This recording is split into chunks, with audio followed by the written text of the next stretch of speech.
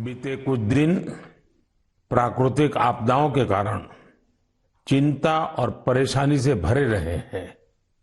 यमुना समेत कई नदियों में बाढ़ से कई इलाकों में लोगों को तकलीफ उठानी पड़ी है। पहाड़ी इलाकों में भूस्खलन की घटनाएं भी हुई हैं। इसी दौरान देश के पश्चिमी हिस्से में कुछ समय पूर्व गुजरात के इलाकों में बिपरजॉय साइक्लोन भी आया। लेकिन साथियों, इन आपदाओं के बीच हम सब देशवासियों ने फिर दिखाया है कि सामूहिक प्रयास की ताकत क्या होती है। स्थानीय लोगों ने, हमारे एनडीआरएफ के जवानों ने, स्थानीय प्रशासन के लोगों ने दिन रात लगाकर ऐसी आपदाओं का मुकाबला किया है। किसी भी आपदा से निपटने में हमारे सामर्थ्य और संसाधनों की भूमिका बड़ी होती है, लेकिन इसके साथ ही हमारी संवेदनशीलता और एक दूसरे का हाथ थामने की भावना उतनी ही अहम होती है। सर्वजन हिताय की यही भावना भारत की पहचान भी है और भारत की ताकत भी है। साथियों, बारिश का यही समय वृक्षारोपण और जल संरक्षण के लिए भी उतना ही जरूरी होता है। आजादी के अमृत महोत्सव के दौरान बने 60,000 से ज्यादा अमृत सरोवरों में भी रौनक बढ़ गई है। अभी 50,000 से ज्यादा अमृत सरोवरों को बनाने का काम चल भी रहा है। हमारे देशवासी पूरी जागरूकता और जिम्मेदारी के साथ जल संरक्षण के लिए नए नए प्रयास कर रहे हैं। आपको याद होगा, कुछ समय पहले मैं एमपी के शहडोल गया था। वहां मेरी मुलाकात पकरिया गांव के आदिवासी भाई बहनों से हुई थी। वहीं पर मेरी उनसे प्रकृति और पानी को बचाने के लिए भी चर्चा हुई थी। अभी मुझे पता चला है कि पकरिया गांव के आदिवासी भाई बहनों ने इसे लेकर काम भी शुरू कर दिया है। यहां प्रशासन की मदद से लोगों ने करीब 100 कुओं को वाटर रिचार्ज सिस्टम में बदल दिया है। बारिश का पानी अब इन कुओं में जाता है और कुओं से ये पानी जमीन के अंदर चला जाता है। इससे इलाके में भू जल स्तर भी धीरे धीरे सुधरेगा। अब सभी गांव वालों ने पूरे क्षेत्र के करीब करीब 800 कुएं को रिचार्ज के लिए उपयोग में लाने का लक्ष्य बनाया है। ऐसी ही एक उत्साहवर्धक खबर यूपी से आई है। कुछ दिन पहले उत्तर प्रदेश में एक दिन में 30 करोड़ पेड़ लगाने का रिकॉर्ड बनाया गया है। इस अभियान की शुरुआत राज्य सरकार ने की, उसे पूरा वहां के लोगों ने किया। ऐसे प्रयास जन भागीदारी के साथ साथ जन जागरण के भी बड़े उदाहरण हैं। मैं चाहूंगा कि हम सब भी पेड़ लगाने और पानी बचाने के इन प्रयासों का हिस्सा बने। मेरे प्यारे देशवासियों, इस समय सावन का पवित्र महीना चल रहा है। सदाशिव महादेव की साधना आराधना के साथ ही सावन हरियाली और खुशियों से जुड़ा होता है। इसलिए सावन का आध्यात्मिक के साथ ही सांस्कृतिक दृष्टिकोण से भी बहुत महत्व रहा है। सावन के झूले, सावन की मेहंदी, सावन के उत्सव, यानी सावन का मतलब ही आनंद और उल्लास होता है। साथियों, हमारी इस आस्था और इन परंपराओं का एक पक्ष और भी है। हमारे ये पर्व और परंपराएं हमें गतिशील बनाते हैं। सावन में शिव आराधना के लिए कितने ही भक्त कांवड़ यात्रा पर निकलते हैं। सावन की वजह से इन दिनों 12 ज्योतिर्लिंगों में भी खूब श्रद्धालु पहुंच रहे हैं। आपको ये जानकर भी अच्छा लगेगा कि बनारस पहुंचने वाले लोगों की संख्या भी रिकॉर्ड तोड़ रही है। अब काशी में हर साल 10 करोड़ से भी ज्यादा पर्यटक पहुंच रहे हैं। अयोध्या, मथुरा, उज्जैन जैसे तीर्थों पर आने वाले श्रद्धालुओं की संख्या भी तेजी से बढ़ रही है। इससे लाखों गरीबों को रोजगार मिल रहा है, उनका जीवन यापन हो रहा है। ये सब हमारे सांस्कृतिक जन जागरण का परिणाम है। इसके दर्शन के लिए अब तो पूरी दुनिया से लोग हमारे तीर्थों में आ रहे हैं।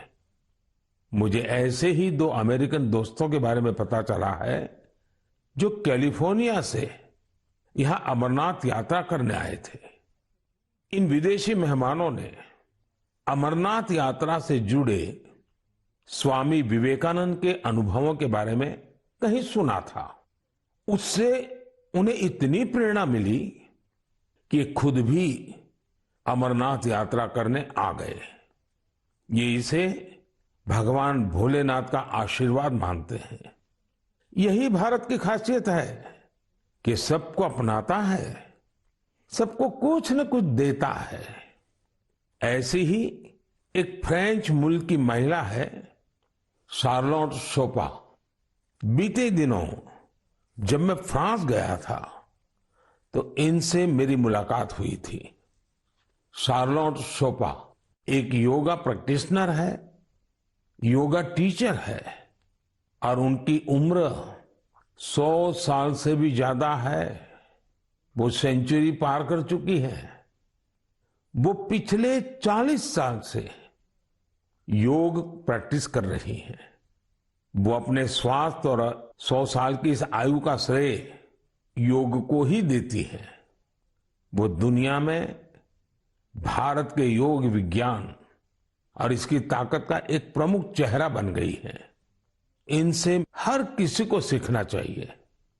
हम न केवल अपनी विरासत को अंगीकार करें, बल्कि उसे जिम्मेदारी के साथ विश्व के सामने प्रस्तुत भी करें। और मुझे खुशी है कि ऐसा ही एक प्रयास इन दिनों उज्जैन में चल रहा है।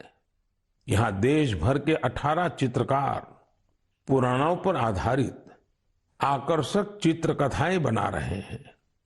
ये चित्र बूंदी शैली, नाथद्वारा शैली, पहाड़ी शैली और अपभ्रंश शैली जैसी कई विशिष्ट शैलियों में बनेंगे। इन्हें उज्जैन के त्रिवेणी संग्रहालय में प्रदर्शित किया जाएगा। यानी कुछ समय बाद जब आप उज्जैन जाएंगे तो महाकाल महालोक के साथ साथ एक और दिव्य स्थान के आप दर्शन कर सकेंगे। साथियों, उज्जैन में बन रही इन पेंटिंग्स की बात करते हुए मुझे एक और अनोखी पेंटिंग की याद आ गई है।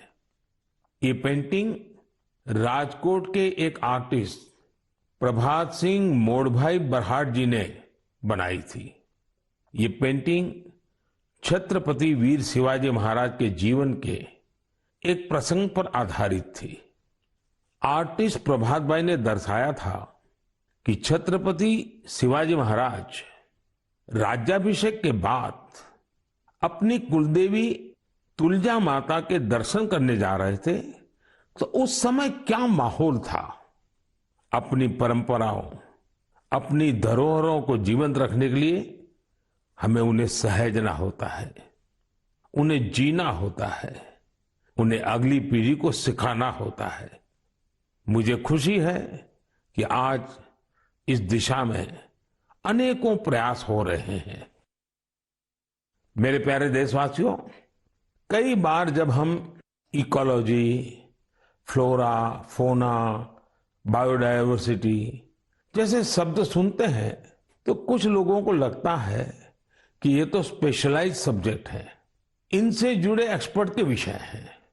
लेकिन ऐसा नहीं है। अगर हम वाकई प्रकृति प्रेम करते हैं तो हम अपने छोटे छोटे प्रयासों से भी बहुत कुछ कर सकते हैं। तमिलनाडु में वाड़ावल्ली के एक साथी हैं सुरेश राघवन जी। राघवन जी को पेंटिंग का शौक है। आप जानते हैं, पेंटिंग कला और कैनवास से जुड़ा काम है, लेकिन राघवन जी ने तय किया कि वो अपनी पेंटिंग्स के जरिए पेड़ पौधों और जीव जंतुओं की जानकारी को संरक्षित करेंगे। वो अलग अलग फ्लोरा और फौना की पेंटिंग्स बनाकर उनसे जुड़ी जानकारी का डॉक्यूमेंटेशन करते हैं। वो अब तक दर्जनों ऐसी चिड़ियाओं की, पशुओं की, ऑर्चिड्स की पेंटिंग्स बना चुके हैं जो विलुप्त होने की कगार पर है। कला के जरिए प्रकृति की सेवा करने का ये उदाहरण वाकई अद्भुत है। मेरे प्यारे देशवासियों, आज मैं आपको एक और दिलचस्प बात भी बताना चाहता हूं। कुछ दिन पहले सोशल मीडिया पर एक अद्भुत क्रेज दिखा। अमेरिका ने हमें 100 से ज्यादा दुर्लभ और प्राचीन कलाकृतियां वापस लौटाई है। इस खबर के सामने आने के बाद सोशल मीडिया पर इन कलाकृतियों को लेकर खूब चर्चा हुई। युवाओं में अपनी विरासत के प्रति गर्व का भाव दिखा। भारत लौटी ये कलाकृतियां 2500 साल से लेकर 250 साल तक पुरानी हैं।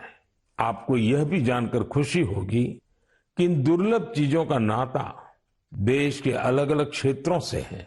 ये टेराकोटा, स्टोन, मेटल और लकड़ी के इस्तेमाल से बनाई गई है। इनमें से कुछ तो ऐसी हैं जो आपको आश्चर्य से भर देंगी। आप इन्हें देखेंगे तो देखते ही रह जाएंगे। इनमें 11वीं शताब्दी का एक खूबसूरत सैंडस्टोन स्कल्पचर भी आपको देखने को मिलेगा।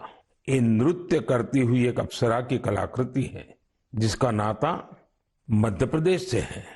चोल युग की कई मूर्तियां भी इनमें शामिल है। देवी और भगवान मुरुगन की प्रतिमाएं तो 12वीं शताब्दी की है और तमिलनाडु की वैभवशाली संस्कृति से जुड़ी है। भगवान गणेश की करीब 1000 वर्ष पुरानी कांसे की प्रतिमा भी भारत को लौटाई गई है। ललितासन में बैठे उमा महेश्वर की एक मूर्ति 11वीं शताब्दी की बताई जाती है, जिसमें वे दोनों नंदी पर आसीन है। पत्थरों से बनी जैन तीर्थंकरों की 2 मूर्तियां भी भारत वापिस आई है। भगवान सूर्यदेव की 2 प्रतिमाएं भी आपका मन मोह लेंगी। इनमें से एक सैंडस्टोन से बनी है। वापस लौटाई गई चीजों में लकड़ी से बना एक पैनल भी है जो समुद्र मंथन की कथा को सामने लाता है। 16वीं 17वीं सदी के इस पैनल का जुड़ाव दक्षिण भारत से है। साथियों, यहां मैंने तो बहुत कभी नाम लिए हैं, जबकि देखे तो ये लिस्ट बहुत लंबी है। मैं अमेरिकी सरकार का आभार करना चाहूंगा जिन्होंने हमारी इस बहुमूल्य विरासत को लौटाया है। 2016 और 2021 में भी जब मैंने अमेरिका की यात्रा की थी, तब भी कई कलाकृतियां भारत को लौटाई गई थी। मुझे विश्वास है कि ऐसे प्रयासों से हमारी सांस्कृतिक धरोहरों की चोरी रोकने को, इस बात को लेकर के देश भर में जागरूकता बढ़ेगी। इससे हमारी समृद्ध विरासत से देशवासियों का लगाव भी और गहरा होगा। मेरे प्यारे देशवासियों, देवभूमि उत्तराखंड की कुछ माताओं और बहनों ने जो पत्र मुझे लिखे हैं वो भावुक कर देने वाले हैं। उन्होंने अपने बेटे को, अपने भाई को खूब सारा आशीर्वाद दिया है। उन्होंने लिखा है कि उन्होंने कभी कल्पना भी नहीं की थी कि हमारी सांस्कृतिक धरोहर रहा भोजपत्र उनकी आजीविका का साधन बन सकता है। आप सोच रहे होंगे कि यह पूरा माजरा है क्या? साथियों, तो मुझे ये पत्र लिखे हैं चमोली जिले की नीति माणा घाटी की महिलाओं ने। ये वो महिलाएं हैं जिन्होंने पिछले साल अक्टूबर में मुझे भोजपत्र पर एक अनूठी कलाकृति भेंट की थी। ये उपहार पाकर मैं भी बहुत अभिभूत हो गया। आखिर हमारे यहाँ प्राचीन काल से हमारे शास्त्र और ग्रंथ इन्हीं भोजपत्रों पर सहेजे जाते रहे हैं। महाभारत भी तो इसी भोजपत्र पर लिखा गया था। आज देवभूमि की ये महिलाएं इस भोजपत्र से बेहद ही सुंदर सुंदर कलाकृतियां और स्मृति चिन्ह बना रही हैं। माणा गांव की यात्रा के दौरान मैंने उनके इस यूनिक प्रयास की सराहना की थी।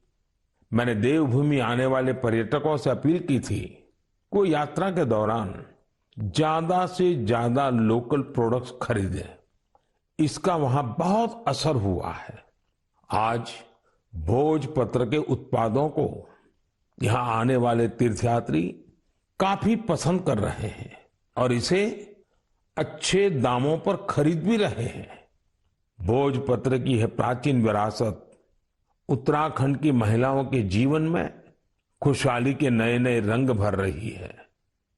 मुझे यह जानकर भी खुशी हुई है कि भोजपत्र से नए नए प्रोडक्ट बनाने के लिए राज्य सरकार महिलाओं को ट्रेनिंग भी दे रही है। राज्य सरकार ने भोजपत्र की दुर्लभ प्रजातियों को संरक्षित करने के लिए भी अभियान शुरू किया है। जिन क्षेत्रों को कभी देश का आखिरी छोर माना गया था, उन्हें अब देश का प्रथम गांव मानकर विकास हो रहा है। ये प्रयास अपनी परंपरा और संस्कृति को संजोने के साथ आर्थिक तरक्की का भी जरिया बन रहा है। मेरे प्यारे देशवासियों, मन की बात में मुझसे इस बार काफी संख्या में ऐसे पत्र भी मिले हैं जो मन को बहुत ही संतोष देते हैं। ये चिट्ठी उन मुस्लिम महिलाओं ने लिखी है जो हाल ही में हज यात्रा करके आई है। उनकी ये यात्रा कई मायनों में बहुत खास है। ये वो महिलाएं हैं जिन्होंने हज की यात्रा बिना किसी पुरुष सहयोगी या महरम के बिना पूरी की है और ये संख्या 150 नहीं बल्कि 4000 से ज्यादा है। यह एक बड़ा बदलाव है। पहले मुस्लिम महिलाओं को बिना महरम हज करने की इजाजत नहीं थी। मैं मन की बात के माध्यम से सऊदी अरब सरकार का भी हृदय से आभार व्यक्त करता हूं। बिना महरम हज पर जा रही महिलाओं के लिए खास तौर पर विमेन कोऑर्डिनेटर्स नियुक्ति की गई थी। साथियों, बीते कुछ वर्षों में हज पॉलिसी में जो बदलाव किए गए हैं उनकी भरपूर सराहना हो रही है। हमारी मुस्लिम माताओं और बहनों ने इस बारे में मुझे काफी कुछ लिखा है। अब ज्यादा से ज्यादा लोगों को हज पर जाने का मौका मिल रहा है। हज यात्रा से लौटे लोगों ने, विशेषकर हमारी माताओं बहनों ने चिट्ठी लिखकर जो आशीर्वाद दिया है वो अपने आप में बहुत प्रेरक है। मेरे प्यारे देशवासियों, जम्मू कश्मीर में म्यूजिकल नाइट्स हो, हाई एल्टीट्यूड में बाइक रैलीज हो, चंडीगढ़ के लोकल क्लब हो और पंजाब में ढेर सारे स्पोर्ट्स ग्रुप्स हो, ये सुनकर लगता है एंटरटेनमेंट की बात हो रही है, एडवेंचर की बात हो रही है। लेकिन बात कुछ और है। ये आयोजन एक कॉमन कॉज से भी जुड़ा हुआ है और ये कॉमन कॉज है ड्रग्स के खिलाफ जागरूकता अभियान। जम्मू कश्मीर के युवाओं को ड्रग्स से बचाने के लिए कई इनोवेटिव प्रयास देखने को मिले हैं। यहां म्यूजिकल नाइट, बाइक रैली जैसे कार्यक्रम हो रहे हैं। चंडीगढ़ में इस मैसेज को स्प्रेड करने के लिए लोकल क्लब्स को इससे जोड़ा गया है। वे इन्हें वादा क्लब्स कहते हैं। वादा यानी victory against drugs abuse. Punjab में कई स्पोर्ट्स ग्रुप्स भी बनाए गए हैं जो फिटनेस पर ध्यान देने और नशा मुक्ति के लिए अवेयरनेस कैंपेन चला रहे हैं। नशे के खिलाफ अभियान में युवाओं की बढ़ती भागीदारी बहुत उत्साह बढ़ाने वाली है। ये प्रयास भारत में नशे के खिलाफ अभियान को बहुत ताकत देते हैं। हमें देश की भावी पीढ़ियों को बचाना है तो उन्हें ड्रग्स से दूर रखना ही होगा। इसी सोच के साथ 15 अगस्त 2020 को नशा मुक्त भारत अभियान की शुरुआत की गई थी। इस अभियान से 11 करोड़ से ज्यादा लोगों को जोड़ा गया है। 2 हफ्ते पहले ही भारत ने ड्रग्स के खिलाफ बहुत बड़ी कार्रवाई की है। ड्रग्स की करीब 1.5 लाख किलो की खेप को जब्त करने के बाद उसे नष्ट कर दिया गया है। भारत ने 10 लाख किलो ड्रग्स को नष्ट करने का अनोखा रिकॉर्ड भी बनाया है।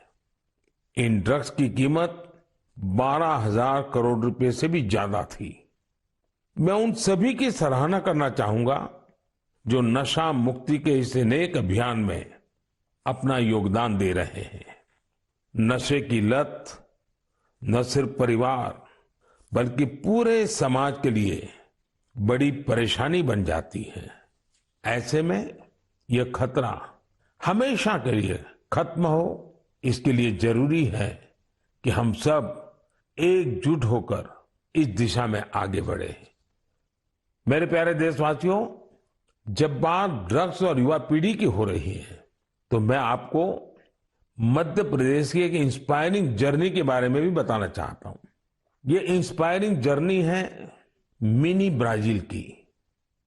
आप सोच रहे होंगे कि मध्य प्रदेश में मिनी ब्राजील कहां से आ गया। यही तो ट्विस्ट है। एमपी के शहडोल में एक गांव है विचारपुर। विचारपुर को मिनी ब्राजील कहा जाता है। मिनी ब्राजील इसलिए क्योंकि ये गांव आज फुटबॉल के उभरते सितारों का गढ़ बन गया है। जब कुछ हफ्ते पहले मैं शहडोल गया था तो मेरी मुलाकात वहां ऐसे बहुत सारे फुटबॉल खिलाड़ियों से हुई थी।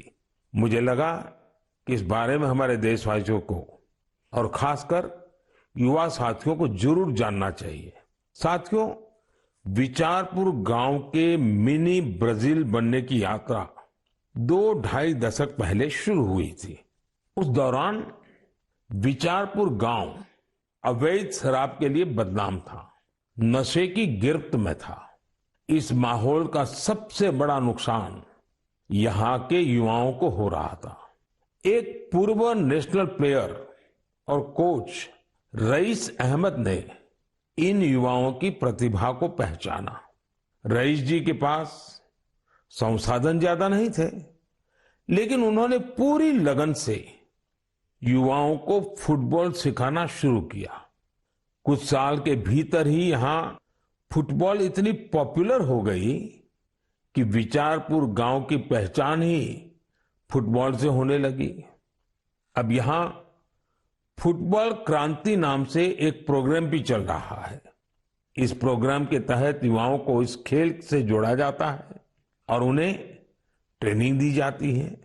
ये प्रोग्राम इतना सफल हुआ है कि विचारपुर से नेशनल और स्टेट लेवल के 40 से ज्यादा खिलाड़ी निकले हैं। ये फुटबॉल क्रांति अब धीरे धीरे पूरे क्षेत्र में फैल रही है। शहडोल और उसके आसपास के काफी बड़े इलाके में 1200 से ज्यादा फुटबॉल क्लब बन चुके हैं। यहां से बड़ी संख्या में ऐसे खिलाड़ी निकल रहे हैं जो नेशनल लेवल पर खेल रहे हैं। फुटबॉल के कई बड़े पूर्व खिलाड़ी और कोच आज यहां युवाओं को ट्रेनिंग दे रहे हैं। आप सोचिए, एक आदिवासी इलाका जो अवैध शराब के लिए जाना जाता था, नशे के लिए बदनाम था, वो अब देश की फुटबॉल नर्सरी बन गया है। इसलिए तो कहते हैं, जहां चाह वहां राह। हमारे देश में प्रतिभाओं की कमी नहीं है। जरूरत है तो उन्हें तलाशने की और तराशने की। इसके बाद यही युवा देश का नाम रोशन भी करते हैं और देश के विकास को दिशा भी देते हैं। मेरे प्यारे देशवासियों, आजादी के 75 साल पूरे होने के अवसर पर हम सभी पूरे उत्साह से अमृत महोत्सव मना रहे हैं। अमृत महोत्सव के दौरान देश में करीब करीब 2 लाख कार्यक्रमों का आयोजन किया गया है। ये कार्यक्रम एक से बढ़कर एक रंगों से सजे थे, विविधता से भरे थे। इन आयोजनों की एक खूबसूरती ये भी रही कि इनमें रिकॉर्ड संख्या में युवाओं ने हिस्सा लिया। इस दौरान हमारे युवाओं को देश की महान विभूतियों के बारे में बहुत कुछ जानने को मिला। पहले कुछ महीनों की बात करें तो जन भागीदारी से जुड़े कई दिलचस्प कार्यक्रम देखने को मिले। ऐसा ही एक कार्यक्रम था दिव्यांग लेखकों के लिए राइटर मीट का आयोजन। इसमें रिकॉर्ड संख्या में लोगों की सहभागिता देखी गई। वहीं आंध्र प्रदेश के तिरुपति में राष्ट्रीय संस्कृत सम्मेलन का आयोजन हुआ। हम सभी जानते हैं कि हमारे इतिहास में किलों का, फोर्ट्स का कितना महत्व रहा है।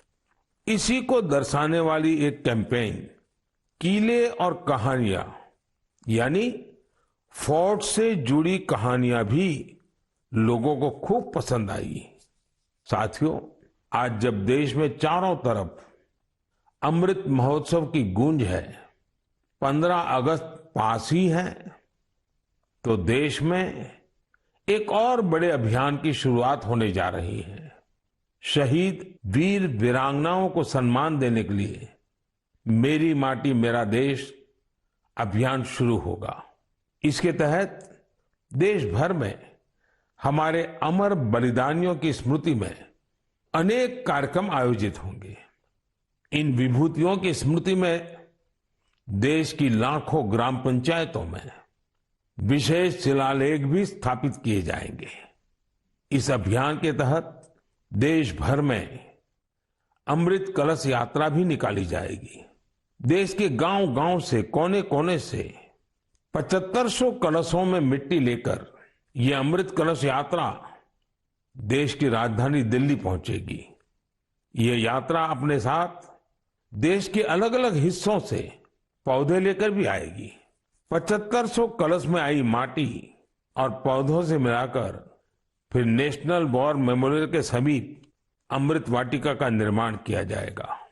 यह अमृत वाटिका एक भारत श्रेष्ठ भारत का भी बहुत ही भव्य प्रतीक बनेगी।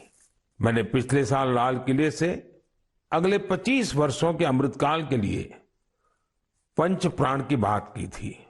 मेरी माटी मेरा देश अभियान में हिस्सा लेकर हम इन पंच प्राणों को पूरा करने की शपथ भी लेंगे। आप सभी देश की पवित्र मिट्टी को हाथ में लेकर शपथ लेते हुए अपनी सेल्फी को yuva.gov.in पर जरूर अपलोड करें। पिछले वर्ष स्वतंत्रता दिवस के अवसर पर हर घर तिरंगा अभियान के लिए जैसा पूरा देश एक साथ आया था, वैसे ही हमें इस बार भी फिर से हर घर तिरंगा फहराना है और इस परंपरा को लगातार आगे बढ़ाना है। इन प्रयासों से हमें अपने कर्तव्यों का बोध होगा, देश की आजादी के लिए दिए गए असंख्य बलिदानों का बोध होगा, आजादी के मूल्य का एहसास होगा। इसलिए हर देशवासी को इन प्रयासों से जरूर जुड़ना चाहिए। मेरे प्यारे देशवासियों, मन की बात में आज बस इतना ही। अब कुछ ही दिनों में हम 15 अगस्त आजादी का ये महान पर्व का हिस्सा बनेंगे। देश की आजादी के लिए मर मिटने वालों को हमेशा याद रखना है। हमें उनके सपनों को सच करने के लिए दिन रात मेहनत करनी है और मन की बात देशवासियों की इसी मेहनत को, उनके सामूहिक प्रयासों को सामने लाने का ही एक माध्यम है। अगली बार कुछ नए विषयों के साथ आपसे मुलाकात होगी। बहुत बहुत धन्यवाद। नमस्कार।